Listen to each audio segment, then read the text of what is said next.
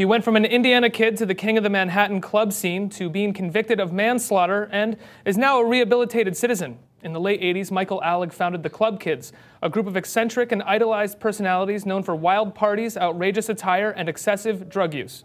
But in 1996, he confessed to the brutal murder of his roommate and drug dealer, Angel Melendez. In a drug-induced haze, he and friend Robert Freeze Riggs beat Melendez with a hammer, stowed him in their bathtub, and a week later threw his dismembered body into the Hudson. Alig pled guilty to manslaughter and served a 17-year sentence before being released last week. He joins us now for his first interview since his release. Michael, thank you so much for being here. Hello. Thank you for having me. Talk to me about what prison was like for you. There was a New York Magazine piece in about 2007 where you spoke about prison as an incredibly lonely experience. You talked about being incontinent at a time because of a severed nerve in your back, right? A pinched nerve. A pinched nerve, excuse me. Did the loneliness ever subside? Did you ever grow accustomed to prison? It sounds to me like right now you're a little more terrified of the outside world than you were the last few years in prison. That's actually true. I mean, do you become accustomed to it? I suppose you do. In a way, you never really do. I mean, it's sort of impossible for a person to become, humans are social beings. It's sort of impossible for a human being to become accustomed to, not being able to socialize with people. I spent also a lot of time in solitary confinement. Yes. In some ways, this helped me. I was a very codependent person before I came to prison. I needed a relationship. I needed 1,000 people around me. I needed, and even then it wasn't enough. It was just never enough. And I really needed to get to a point in my life where I could be comfortable with myself in a room and not require anybody else. And 5 years of solitary confinement will do that. You did 5 years of solitary confinement. And that'll do it for you, And so in a way, it was actually pretty good for me. But yes, coming out here now, it's just like, it's frightening. I mean, it's a culture shock, definitely going from this situation where basically nothing happens all day long to a situation here where it's just nothing but nonstop stimulation. I mean, walking through Times Square, it's like living in Blade Runner. It's like instant future that I've woken up like Rip Van Winkle kind of. Let's talk about Angel. While you were in prison, anytime after, have you made contact with Angel's family?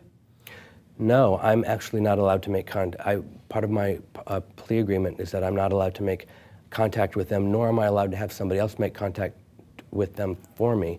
So, and again, that isn't... You could say anything to them, what would you say? Well, I'm glad you brought that up too, because I mean, I don't suppose this would be the same as me making contact with them. If they wanted to make contact with me, because I know how my brother and my mom would feel if something like this happened to me. I know they would want to probably reach out to the person who killed me if they didn't feel threatened by him in any way. And what I would like Angel's family to know, again, this is like, I know that nothing I can ever do or say is going to bring them closure, because this is something they're going to have to carry with them for the rest of their lives as well.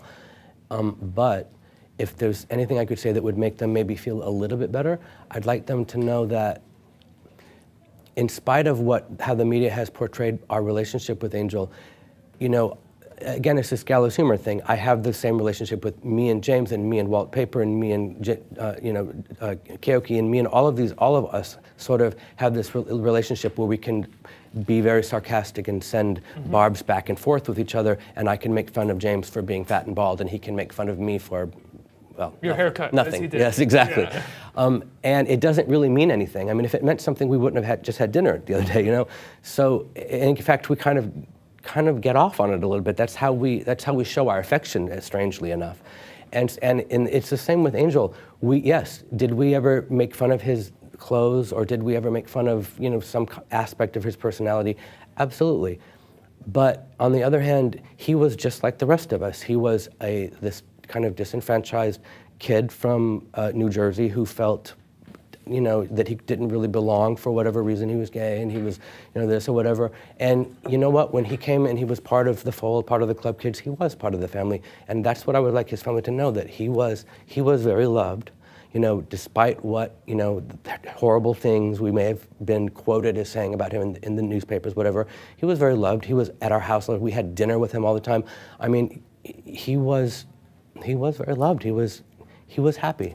In spite of what happened in the end, he was in a good place. So to me, that was kind of an initial attempt was to have some kind of Warholian diary with these photo strips, and then the storytelling came as an afterthought.